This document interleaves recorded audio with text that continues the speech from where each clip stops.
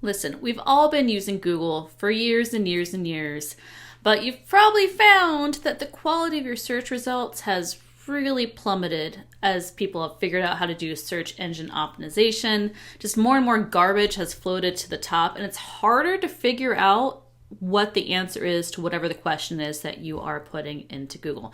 There is a better way. There's a new AI tool called Perplexity that instead of giving you a long list of search results, kind of flips that search model on its head.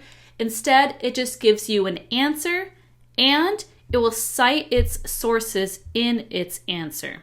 I'll show you how to use it and what to watch out for to make sure the information you're getting is correct. Take a look.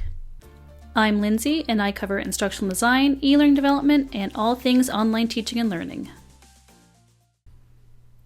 With Perplexity, you can pop in any search term that you would like. I tend to default towards questions. That's also because it kind of says, ask anything. It's got suggestions down here if you just want to give it a shot and find out what it can do. I'd like to know today, what is the best quality dog food? Is my spelling correct? Maybe, maybe not. Just like Google, doesn't matter. So hit enter there. Now it gives you its sources at the top here. It's giving me some links here to products. And down below, it is giving me a summary of what to look for. And it's actually breaking down the list of dog foods that it found into a series of reviewed little call-outs here. So this is really interesting. I've never heard of Taste of the Wild High Prairie dog food.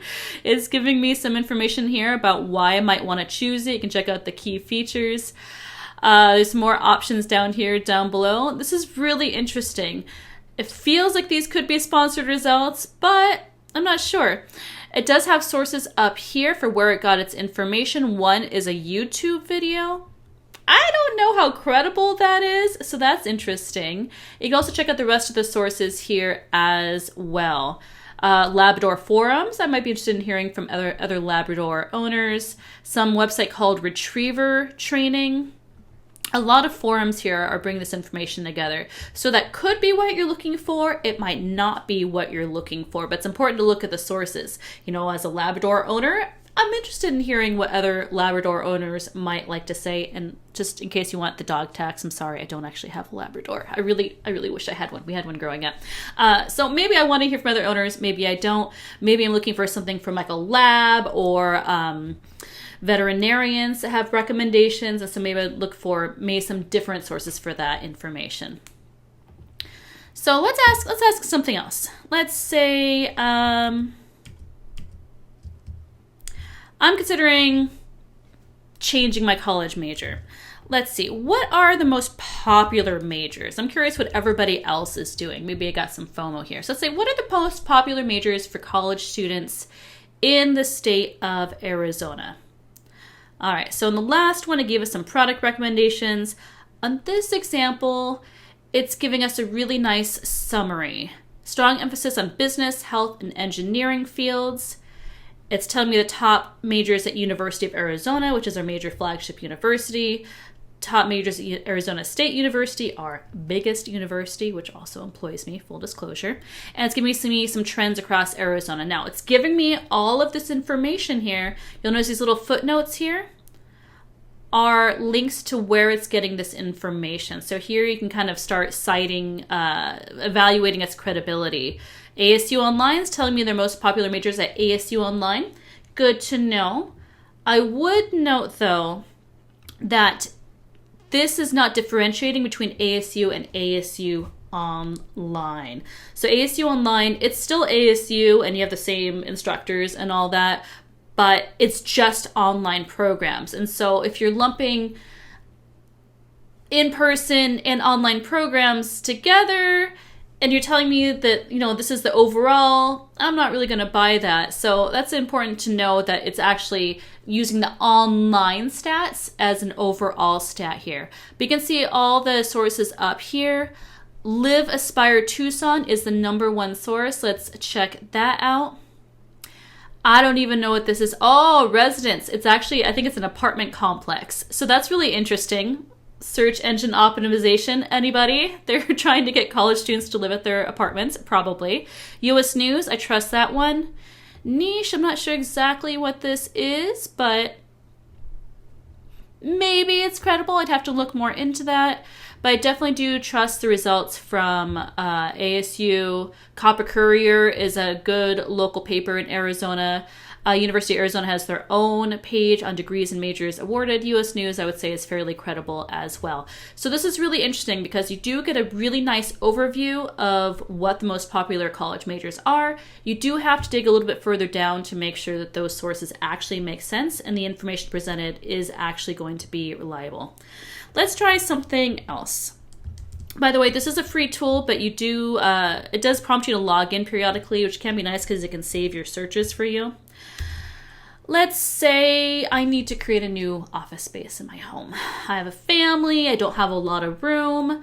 How can I create an office space that is private or private feeling or private enough without a lot of space? Let's see what it has to say. A lot of times when you search for a question like this, you get a lot of blog posts with a lot of ads, maybe you get some videos, and it takes a long time to actually get to the meat of what you want to know. I just want to know, how do I do this? Perplexity can be a really good resource for this. This is a much lower stakes question than a lot of, questions where you're seeking information. It says identify potential spaces, define the workspace. You could use physical dividers, figure out the layout, think about some of these features for your office. Here's how you might want to deal with noise.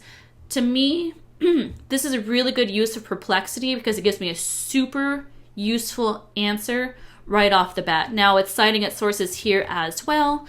I don't really care about the credibility of these resources. Looks like a lot of blogs, some Reddit sources here. So a lot of things just from random people.